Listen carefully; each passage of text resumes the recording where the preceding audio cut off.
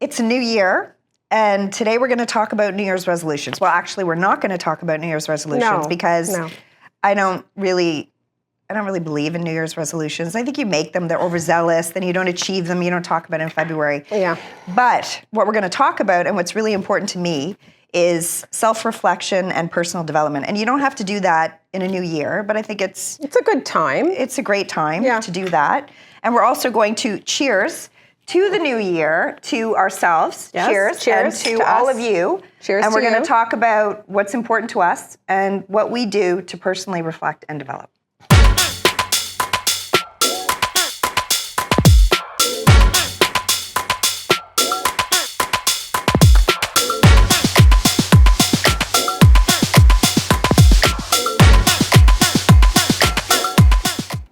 So, first of all, what do you think of the new studio setup? So we've changed things up.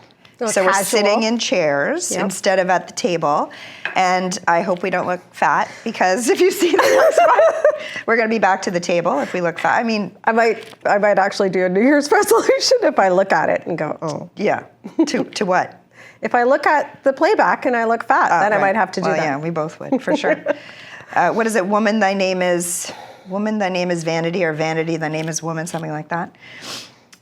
So anyway, we're talking about New Year's resolutions, and that we don't neither one of us are really big onto that. Yeah. But what do you think about it? Yeah. And remember that clip that I sent you, and it talked about, instead of New Year's resolutions, it's sort of like the way you should treat your life like a business and treat it almost like a year-end review. Yeah. If you think of Facebook is constantly redesigning their platform, Microsoft, Apple. So our lives are constantly changing. Mm-hmm. And I think every year you kind of reflect and try to improve it for the next year. So it's a different way of looking at resolutions. Yeah, I totally get that, because, I mean, we worked at big companies for many years. Then we had our own agency for the last 18 years.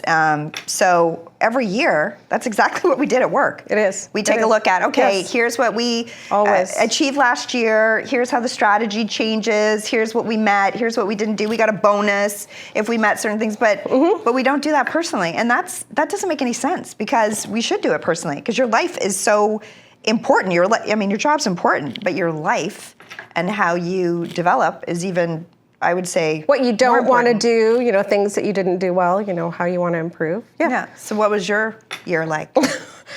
When I was thinking about this, I feel like I didn't accomplish much. And I think more so because I was doing my 10,000 steps a day. I kind of fell off the wagon on that. And you reminded me all the time that I was. Can I tell you how I remind her? Yeah. So we're both we both have Fitbits, and then every week, because we compete, I guess, do we sign up to compete or something? Yeah, we're competitors or whatever. Yeah. So every week we get a statement about our steps, and I always send it to her, because I think only once ever did you beat me. Ever. Yeah, and I always know it's coming, and I always respond with, I know, I get the same email. You don't have to remind me. It's fun. So I didn't reach that goal as often as I had in a couple of years past, but I did stay alcohol-free, so 4 years now. I know, you told me. As of the start of January, so that's 4 years. Amazing. So I guess that's an accomplishment. I'm still doing that. I tried to eat healthier by ordering NutriFarms, which, pasture raised, grass-fed. That's good. Protein and odd bunch delivery of vegetables. I get that too. And I love fruit it. every week. And I continued using the daily Calm. At least, 10 minutes meditation, 3 to 5 days per week. That's how you go to sleep? Yeah. Yeah. That's good. I do laugh at that part, but yes. I do like that. So I've continued to use that. I thought you fall asleep watching Netflix, and then you have to restart and restart. Yeah, that's before that's the first sleep, and then it's the second sleep. Yes. Well, I think, you're saying you didn't accomplish much, but I think 4 years sober, and that's a huge accomplishment. Mm-hmm. And I think what I think you're really good at, and I've said this before because I'm not as good at this, is one of the things you're better than me at. No, there's a few.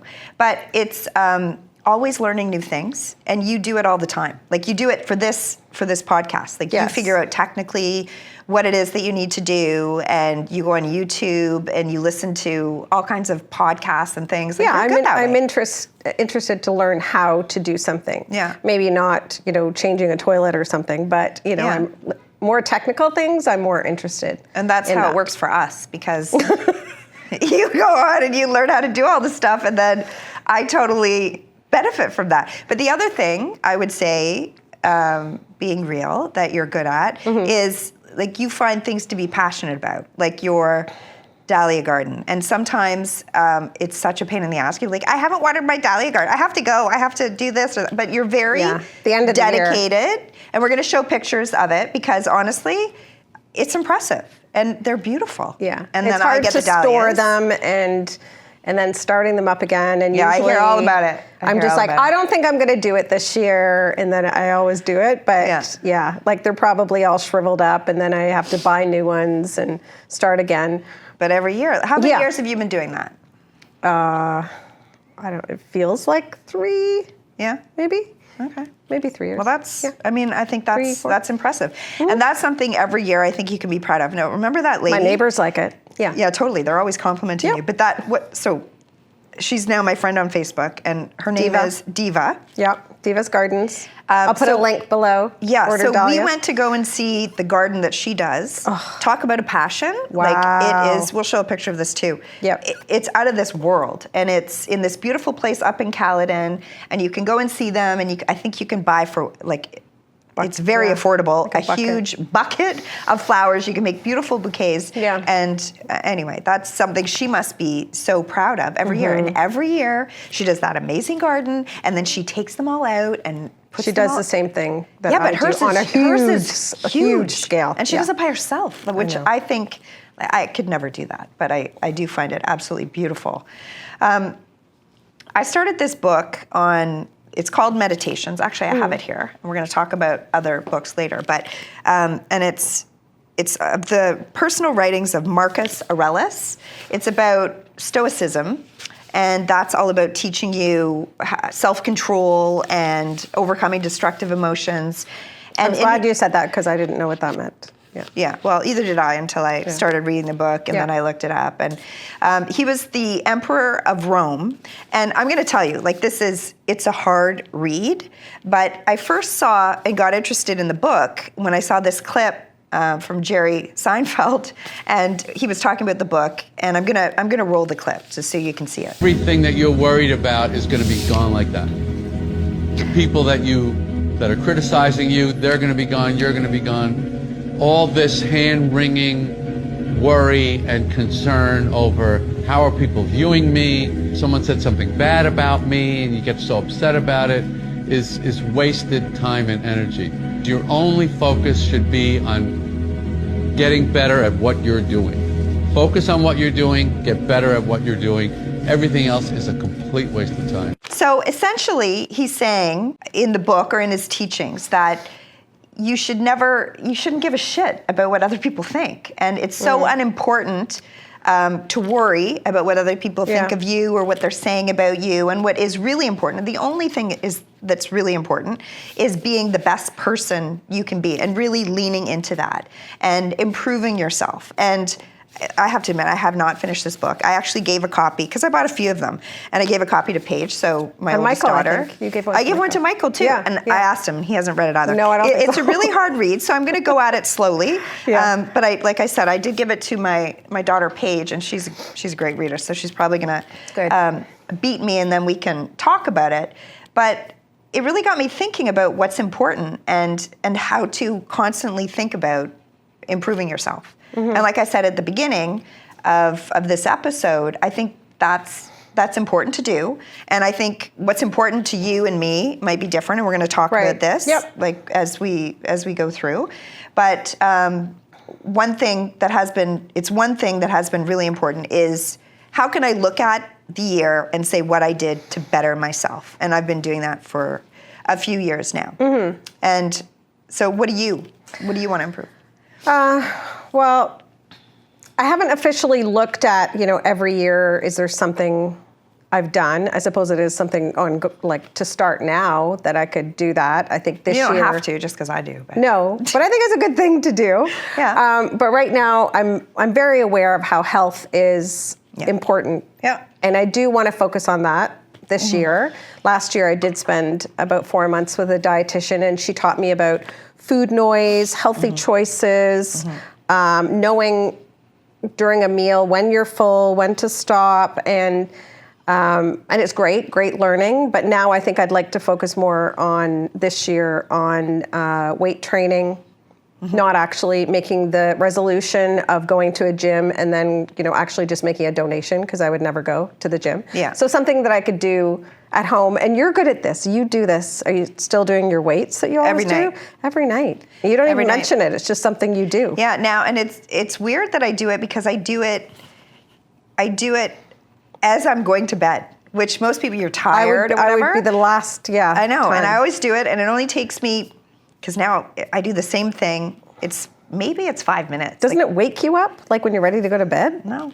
Okay. I don't know. It's my habit, and it's a good habit. Yeah, for sure. It is. It's a very good habit. And I totally get that health is so much more important as we get older. Yeah. Like, I'm hearing about people our age that are having heart attacks. I know. Right? And that is, it could be just bad genes. They just have a bad heart. But in a lot of cases, it's because they're not taking care of themselves. And this is when I remember watching something I saw on social media, but it was this doctor, and he's saying, now is the time in your 50s, and I'm 56, you're older. 58. But now is the time that we can get ourselves in a healthy state. Because if we wait until we're 70, you can't go back to that. You can't go, oh, okay, now I'm going to get healthy at 70. It's too old. You've lost all this muscle mass, and you don't have that ability. So I think every year now, as we get older, focus on health, because you know what? We don't have our kids to focus on, and we're typically towards the, maybe not you and me, but a lot of people are towards the end of their career. Yeah. So you have to make every year count, and focusing on your health is absolutely one thing that you should do 100%. And I think you should also do things that you're passionate about. And like I said before, I think you're really good at that. I saw this other post, because you are your algorithm, I suppose, and it's full of self-improvement shit. And it's this guy, Jesse Itzler, I don't know if I'm saying it correctly. And he's all about enhancing your life and making it count. And I'm going to roll this clip. It's a shortened version, and it's the first part that I want you guys to listen to. That's the part that I'm going to show. He's talking about 3 things, but I'm going to play the clip so that you can hear what he says about one thing that he does. If you do these 3 things, your life will be way better. So the first thing that I do is, there's an old Japanese ritual called the Misogi. And the notion around a Misogi is you do one year-defining thing every year. Something that you can look back on. You probably don't even know what you do 8 days ago, but you sure as hell should be able to say, in 2024, I launched a podcast. I quit smoking. There should be one big thing that's gonna really define my year. Okay, so he made me think about time and or lack of time as we get older. How many Christmases you have left. Yeah, you mentioned that to me the other day. I wasn't trying to be morbid. It was our Christmas exchange we do December 26th. And I said to you, how many Christmases do we have left? And she looked at me like, is there something you need to tell me? And no, I just thought, I've had 56 Christmases. Yeah. And I know my grandmother lived to 105. I'm not sure I'm going to live to 105, but how many Christmases do I have? Let's make all the years count. And especially how many Christmases do we have with people in our lives that are older? Yeah. How many Christmases do we have with them? I mean, that's another way of looking at it. That's very true. Let's just try to make sure we're all together. Yeah. Yeah. And I said this before on a previous episode, where I always felt, talking about taking control of your life. I always felt, or I did feel for many years, that I was just always playing catch up. I was in survival mode. So I wasn't focused on, how can I improve myself this year? How can I be a better version of Michelle? Yeah. I was more focused on, let me just get through this. Let me get to the next point I need to get to. Right. And this guy, after listening to that clip, I'm like, yeah, you should really think about one thing that you can not just brag about, but one thing that you can say, I'm really proud of that I did last year. And I'm sure you can do more than that. Lots of people do, and his video went on to talk about more things. And some people talk about, okay, this year, that I did a marathon, or you know, people have specific things that they accomplished. Yeah, and so I saw the clip. I didn't see the clip, 3 years ago, but when I did see it, it just made me think, okay, what important things have I done in each year since 2022 is the year that I gave myself to focus on that I can be proud of. So in 2022, that's when I got sick. Yeah. And I was in the hospital for a week and a half and blah, blah, blah. Anyway, so I took accountability for my health because of that health scare. And I stopped drinking. I got moving and talking about the 10 steps a day. And I am a freak about the 10,000 steps a day. I, without fail, do it. Since 2002, I have not missed a day except for one day when I had COVID and I was really, really sick. And every other day, if I had missed a little bit, like let's say if it was dead. If your Fitbit was dead. Well, then I made it up, though. Then you made it up. That's what I'm saying. I'm an absolute freak about the 10,000 steps a day. So let's say today, because I was in the car for 4 hours because I drove up to see my mom or something. So I didn't have enough time to get my 10,000 steps. When I went to bed, it was 8,500. So I will the next day make up that delta to ensure that I'm getting 10,000 steps a day. And I'll tell you, I think probably I could count on my two hands how many days I've done that. I always get 10,000 steps a day. And I remember when I went to last year at this time when I was in the Dominican with Rachel and Matt. Yeah. That was the best week I ever had. I had 145,000 steps in the week. So I was getting 20,000 and or 25,000. Weather makes a big difference. Totally. It really does. Yeah. Like instead of you freaking out at midnight running around the house because you're trying to get it. Right. Because I just walked up and down the beach. It was beautiful. That's what I mean. That's all I had to do was walk around and enjoy the weather. And that's another important thing to say. I will walk around in my house in the winter to get to the 10,000 if it's cold outside. Nothing makes me not meet that target. Well, I moved my treadmill, so it's more Oh, accessible. What? So let's just see. I haven't started yet. That used to be we'd go to this doctor, the diet doctor that we go to, and he'd say, well, do you exercise? And Norman would say, well, I have a treadmill. Yeah, but do you exercise? I have a treadmill. My clothes are on it. Yeah. So going back to that, 2022, I took control of my health, 10,000 steps a day without fail, and I stopped drinking. 2023, I reestablished a relationship with my dad, and that was after 15 years of estrangement. So that's no small feat. He had a stroke. Yeah. It was a bad one, and I thought to myself, does this really make sense? Let's just let bygones be bygones. Let's move on. In 2024, what did we do, Norma? You can take some credit for this too. We did the YouTube podcast. That's right. In June, we started this podcast, and I'm really proud of that. Yeah. And that, you know what? As much as it's work, and it's not work we get paid for. No. But I love it. Yeah. You love it? Yep. Do you love it? Yes. Do you really love it? Because it doesn't sound like, okay. She says she loves it. So my goal for 2025 is to take accountability of me financially, take accountability of my financial health. And I normally I just like it to be one big thing, but I'm gonna say I do need another hobby. Like walking and being obsessed with my 10,000 steps I need something else. So I've told myself I'm either going to, I'm gonna take up pickleball, which I'm actually starting tonight. Just gonna try it out, see if I like it. And or dance. I have to do something else physical that I love doing because I miss my skating days, which were a long time ago, but I love that. So yeah, that makes sense. I mean, just when guys do golf and they're always playing golf, or they like to play hockey, or there's other, if you enjoy doing a sport, that's not like working out. That's just enjoying doing something that's very physical, and I don't have that either. When I skated, and you know this, competitively. Yeah, that's a good. And we were Canadian champions for 8 years. So it was precision. So there's 20 of us on a team. I loved this because every Thursday night and every Sunday, and then as we got closer to the Canadian Championships, we'd do it 4 times a week. But we skated. On Thursday nights, we went out for a glass of wine, maybe 2. But the thing was, it was camaraderie, it was competition, and it was exercise. Yeah. But it never felt like working out. No. So I don't know if pickleball will do that for me. I don't think I'll be with you. No. Well, you never know.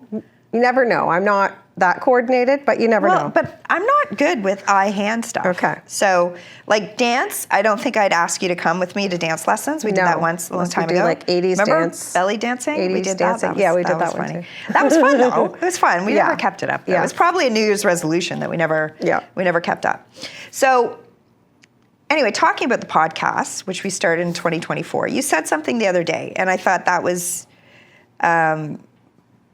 it struck a chord with me because I hadn't thought of it this way.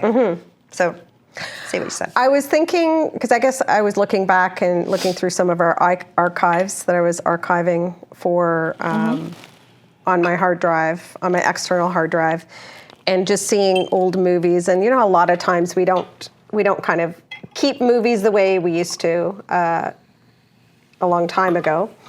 And I thought, you know, having the YouTube videos of us on YouTube, even when we're gone, they're still there. Hear that, kids? Yep. It's when we're gone. Yeah, they're going to want to look back. They might laugh at us now, but they're going to want to look back and see what we're talking about, to be able to hear their mother's voice and to see them talking and to see what they're thinking about, because I wish I had that. It's a legacy. Because I'm looking back at old low resolution clips of my mom trying to hear what she's saying, and I can hear in the background and everything's grainy because this is when digital cameras first came out. Yeah. And I wish I had this to look back on. So I do feel like the kids are going to have that. Yeah. They're always going to have it. So Paige, Rachel, James, Michaela, you're welcome. So this is going to be high quality. And you know what? It makes we're both happy doing it. Right. That's right. So let's talk about happiness. Okay. And I think you've always been a happy person kind of by default. And I think you're positive. So talk about why you think you're positive. Yeah. Because you were always way more positive than me. Yes. I think that's right. I've always been a positive person. It's not something that I tried to do. It's just, I think I am, as you said, I kind of look at things glass half full. But I was thinking about it, and I believe that the happiness is a state that when you remove the sense of something that's missing in your life, it's almost like you feel content. So I'm not a person, and you know this, I'm not someone that says, I need to have this, I want to have this, and I have this list of things. Yeah. I don't do that. I'm fairly content. So if I'm content, it's almost like almost like my mind is clear. And I think, you know, maybe it's just not, maybe it's not being happy, but it's more being content. Well, that's a way that I was thinking about it. That's a big one, being content. And I know for me, it took me a long time, and I'd say it's recently, it took me until recently to figure out that you choose to be happy, because I used to always look for that external, and everyone talks about this, you know, and I'm not trying to be a modern day prophet. Everyone talks about how you look for things outside to make you happy. Right. But what I realized was you can wake up and be in a bad mood, and then you can say, oh, I just woke up in a bad mood, or you can say, well, I'm not going to be. So I'm going to figure out what I can be positive about. And sometimes it's harder than not, but I think I've gotten a lot better at it. Oh, yeah. I think you have. You've seen an improvement, yes, haven't you? I have. Even someone just recently, Bianca said that to me. Like she was noticing that's nice. that, she said, I see Michelle's posts on Instagram and she looks really happy. She goes, we only see the great posts with everyone on social media. But I said, no, she is. She's in a really good place. If I had to say, where's my happiness meter? I wouldn't say I'm at a 10, but I'm definitely an 8.5, which is pretty fantastic. Good, right? It's like an 8. I don't know who's at a 10. Yeah. Yeah, and I think, here's something, like when you were talking about we should review our year, right? Just like a business would, and say, how was our year? What worked? What didn't work? Well, there's some things that happened this year that were not great, like Rachel having her emergency eye surgery, and she had a detached retina, and that was fucking scary, especially for her. But I can say especially for her, but as her mother, that was crazy scary. Like it was really serious, and it came out of nowhere. But you know what? She came out of it, and yes, she's wearing glasses right now, and she hopes to get back to her contacts soon. But she didn't lose her vision, and they said that's something that could have happened. Permanent damage of anything.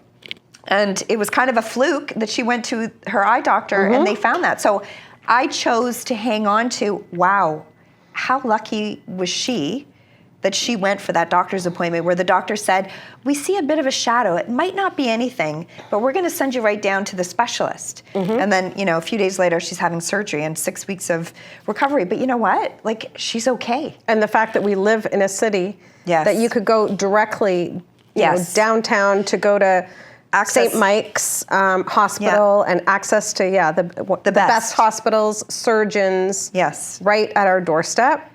Yeah, her surgeon and the recovery, I guess the way they've taken care of her through her recovery, I'd say is absolutely amazing. And free healthcare. Not everyone has free healthcare to even do that. So with excellent surgeons who can ensure that you don't lose your vision.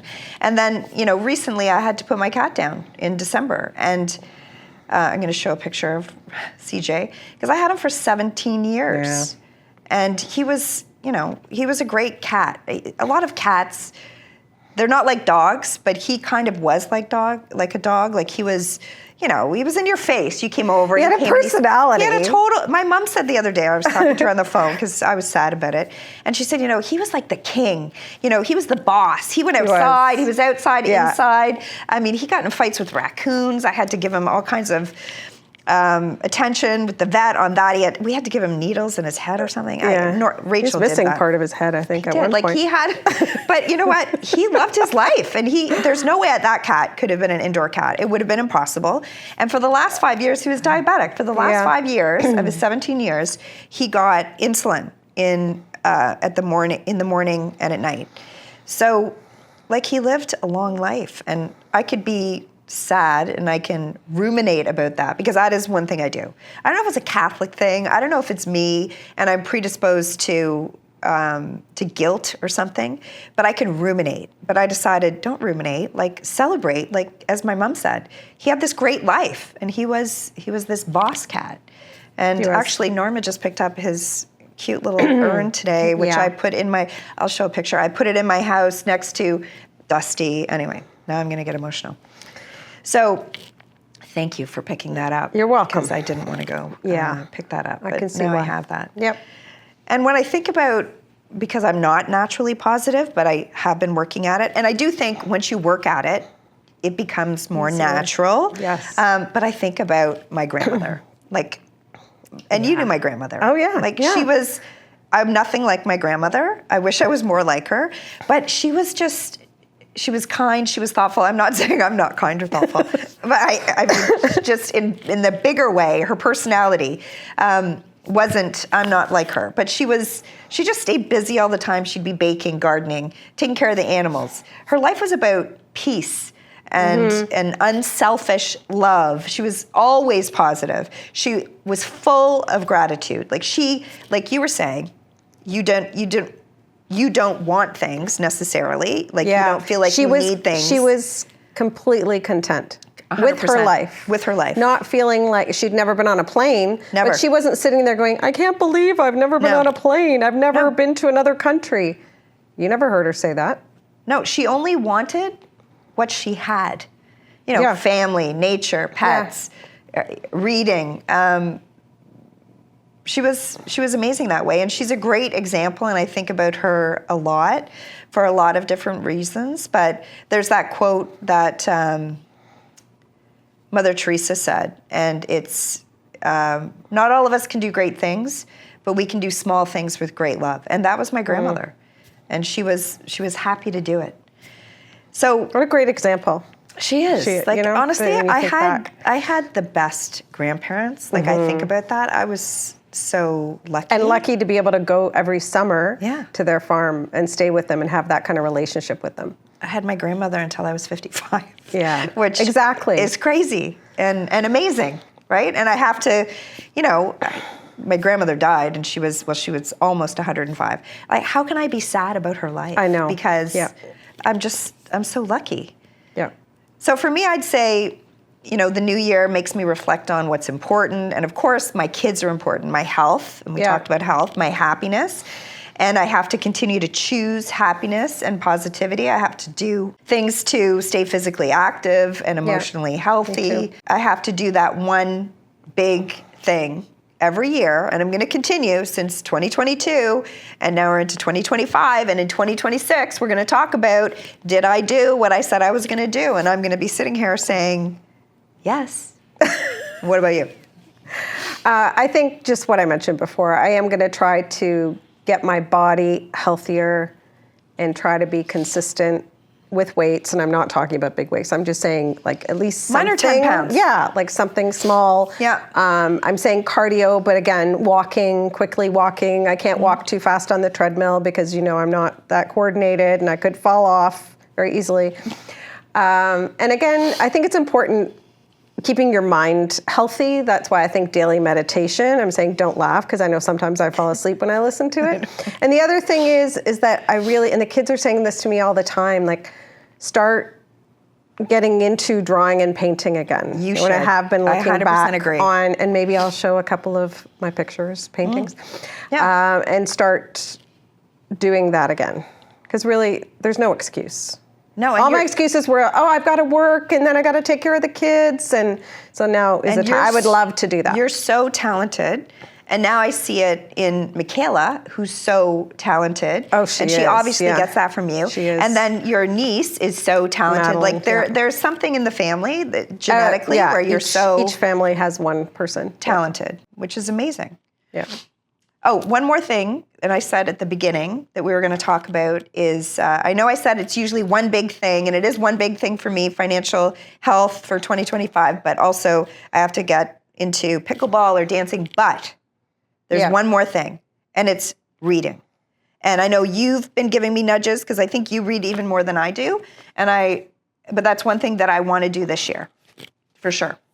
So let's make each other read. Yep. And there's some books that we've been reading that. Yeah. So I mentioned this one, Meditations. I still have to finish that one. Paige is going to finish it before me. I'm reading this one now. It's called The Game of Life and How to Play It, and it's just a little book, and I'm really enjoying it. I'm halfway through now, and the thing is, I'm reading like a chapter a day, and I'm finding that's not enough. I need to kind of give it a time. I was saying it looks pretty small. Like, I feel like you could you not like polish that off in a night? It's true. This one, you can watch a whole Netflix limited series in a night. I think. Do you do this where you underline? No, I highlight. Oh, do you? I highlight. Okay, well, I underline. So what I I highlight to do, like that. Yeah, I do. Sometimes I highlight, but what I do is I'm going through, I'm underlining. Sometimes I highlight, but then because I'm reading it slow, when I'm done, I'll go through and I'll read it again. And I did that with this book that we've both read. Yes. Science of Getting Rich. It's not just about getting rich. It's all about your mindset and all that kind of stuff. And I really do. I really did enjoy this book. It's not an easy read either, because I do find you have to go back and reread. Yeah. And right now I'm reading The Almanac of Naval. And you bought me that? I can't. Yes. And I actually bought it for James too, because I just think that because he has that kind of background of computer software engineering, working in Silicon Valley, like I think he would understand what he's trying to say about it. Yeah. And there's he had a tweet storm, and it's all about his tweets, and just he describes everything about them. So it's all in a 3.5-hour podcast, actually, and it's on YouTube. I know, you told me about that. Yeah, and it was great to listen to. I do sometimes fall asleep when it's on. Yeah. But that's why I got the book, because it has everything that was in that podcast is in the book, and gives a chance to underline it and have a look at it and go back, and it has different sections. When I polish this baby off, I'm starting on that one. So next year, maybe you can get to this one. No, this year. I know, I'm joking. I'm joking. And then this one, because I was looking through books, and I think you have this one too, I'll Teach You to Be Rich, and this was Ramit, that I found very interesting. It was because remember he has a Netflix series. Yeah, I remember watching it. And I do have the book, and I found it very interesting and an easy read. And then again, I brought this one that when I was stopping drinking, that's called This Naked Mind, and it's a whole way to think about the habit of drinking alcohol. And I thought this was a great read as well. If anyone is interested in doing dry January, it's very helpful. I read that too, and what I really liked about that and her, and we're going to put links for this, all this stuff. Yeah, Annie Grace, Yeah, she, it's just a totally different way of thinking about cutting back on your drinking. Yes. And or stopping, whatever works for you. But she's not at all saying, you have a problem, you're labeled this. It's more about think of it differently. Yeah. And it's really worthwhile if you're interested. If you want to reduce, which is good, if you're looking to be healthier. Good timing in January. Yeah, it's typically to be healthier. Yep. We should celebrate our not drinking, your not drinking for 4 years, me 2.5. Yes. Do you think it's been a good year? I think it's been a good year, especially since we have our YouTube podcast. Do you think it's going to be an even better year? Oh, yeah, I do. Okay, so cheers to us. It's been a great year and to our future of self-improvement. So until next time, stay positive and be real.